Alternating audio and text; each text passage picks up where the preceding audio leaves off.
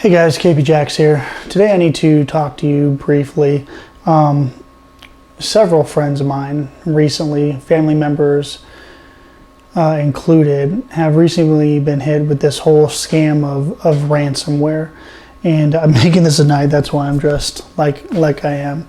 But I just got off the phone with a very good friend of mine in the Navy who, they were going to their realtor online, and apparently their web traffic got interrupted or hacked basically, and what happened is they got a blue screen of death, is what we call it in the IT world, and an alarm. So their computer made this really loud noise, and this blue screen popped up and said basically your computer's infected, you have this serious issue, call Microsoft.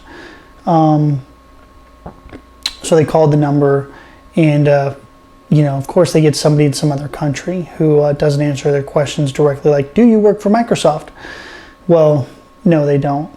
And so they called, and a couple hours later, the problem was fixed. So what these people do is they put up this banner, splash page essentially, and when you click on it to close it, you get infected with the virus.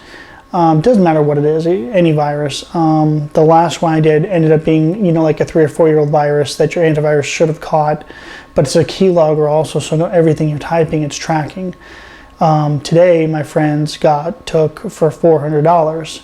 Now, luckily, thankfully, with today's technology, I was able to get them to call their bank, cancel what they needed to, and so that person, whoever it is, wherever they are in, some other part of the world, they're not going to get a dime for the couple hours that they took to try and scam these people.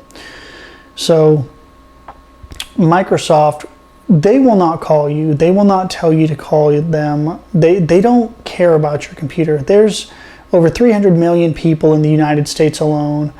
Of that, about 80%, according to the 2014 census, about 84% own computers or Macs or some type of electronic device. Of that 84%, about 75% have internet access. So about 75%, that's over 200 million computers or electronic devices. There is no way that Microsoft knows that your one computer in your little tiny town in your back room has a problem. They don't track that. They don't care. Once you get sold a computer, that's it. They don't care what you do to it except for pirating, and stealing their software. So they will not tell you to call them. Secondly, if that happens, if it pops up, use Alt F4. Alt F4 has always been known for like a close option. It will close the program. Whatever focus your mouse has, it will close it without clicking on it. So there's less of a chance that you get infected. Thirdly, use an antivirus, a paid-for antivirus. I understand AVG is good. I understand Panda. I understand McAfee and Norton, Symantec.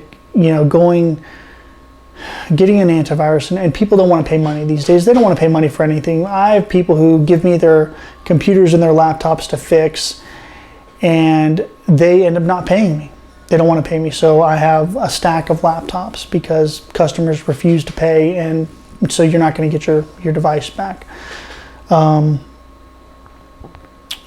for your antivirus. It's updated for a reason. I know one company did recently, last year, a couple years ago, did get in trouble because they were actually creating viruses for people to renew their subscription for their antivirus software. So yeah, you get some shady stuff. But for the most part, it does its job. Malwarebytes, spyware, spybot, there's all kinds of programs that you can use to scan and protect your computer. Next, do not let these people on your computer. If you do, they're going to tell you a couple of things. One, you have about 5 or 10 IP addresses logged into your computer from some other origin, is what they're going to tell you. And it's them. They're the ones who are logged in from this other origin. They're going to tell you need a level 5 IP engineer. There's no such thing as a level 5 IP engineer. It's crap. It's garbage. Thirdly, what I would do, what I've personally told people to do, and actually had somebody on the phone while these people were on their computer, was a family member of mine. I said, let them fix the problem. Tell them you are not going to pay them a dime until they fix the problem. So they went through this whole routine, took them about 2 hours. And it's funny because they put a notepad file on their desktop that has instructions on how to get rid of it. So these engineers are logged onto your computer with a notepad as a checklist on how to get rid of their own virus. So here's what I had them do. They fixed the problem. The next thing was, okay, well, you have to pay us this amount of money, basically, or we're going to put it back. That dives into the ransomware thing. But what I did is I said, hey, you know what? As soon as they fixed it, said, okay, you are happy, the program is fixed. You now have a magical power outage. Boom, your internet is shut off. Pull that cable out of the back of your computer, or shut off that Wi-Fi. Okay, do that. That will get them off of your machine. Then you can go about uninstalling anything that they did. You can go about running your antivirus, your malware, whatever it is that you need to do to fix this problem. And then make sure your firewall's on. Make sure you have protection for your computer. It is just ridiculous on the amount of time that they will waste of your life. You know, they have nothing but time. They prey on the unknown. They know that people don't know anything about computers for the most part. I took the time to learn about them because that's what's always interested me. But the average computer user knows how to turn it on, navigate to the program they want, run the program they want, surf the internet. That's about it. The average user. The other side of the world, or the other side of the spectrum like me, we understand the inner workings. We understand what an IP address, what a MAC address is, how a hard drive works.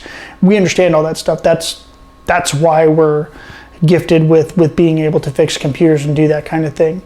But the average person doesn't, and they prey on that. They know that a blue screen with a huge error and a siren is going to freak somebody out for this device, this $500 or $1,000 computer that they bought, that they rely on day in and day out, that they need.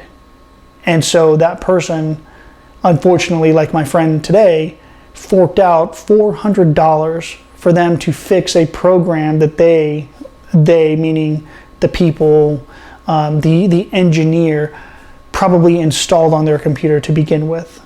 But what you can do, and I proved it today, I had my friend call his bank and say, hey, I was coerced into paying for my own computer to get access to my own computer. My computer was hacked. I was coerced into paying the hacker money in order to fix it.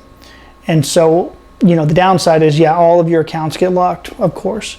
But our bank, you know, the bank that he banks at, basically gave him a brand new account number and moved all of his money. So if that person, wherever they are, decides to cash that electronic check, they will get $0, nothing. So not only did they waste your time, you wasted their time. So it's a win-win. But be vigilant, you know, be ready. Don't, you know, when you're surfing the internet, go to websites you know of. Don't open emails that you don't know if they're from anybody. If you're suspicious of an email, you can take your mouse and hover over a link that somebody has sent you, and it will show up the real link. Like they might name it something else, but if you hover over it, if it says, if you get an email that is spam, but it looks like, you know, your bank is asking you for your own information, which banks will never do. They will not do that. They will not email you asking you for your login and password and that stuff. But you can mouse over it and you can see that the link doesn't go to your bank, you know, your bank's webpage. It goes to some webpage off in Habibi land, you know, wherever it is. It aggravates, this kind of garbage aggravates me, that, and it's legal. Well, it's not legal, but they're in some other country, and our government, they're not going to go track down some guy, you know, in a hut, not a hut, sorry, they're not going to track down some guy or girl in some foreign country for $400. They're not going to do it until it becomes this massive scale scam. But ransomware is the new biggest thing. That's what's going on right now. Customer of mine is a hospital, and they got hit with it. You know, hospitals is a huge market right now for HIPAA information, all of your personal information, all your medical information. So make sure that you do that and check it out. And I'll see you guys later. Oh yeah, before I forget, make sure you guys like, subscribe, comment, and share. Have a good night.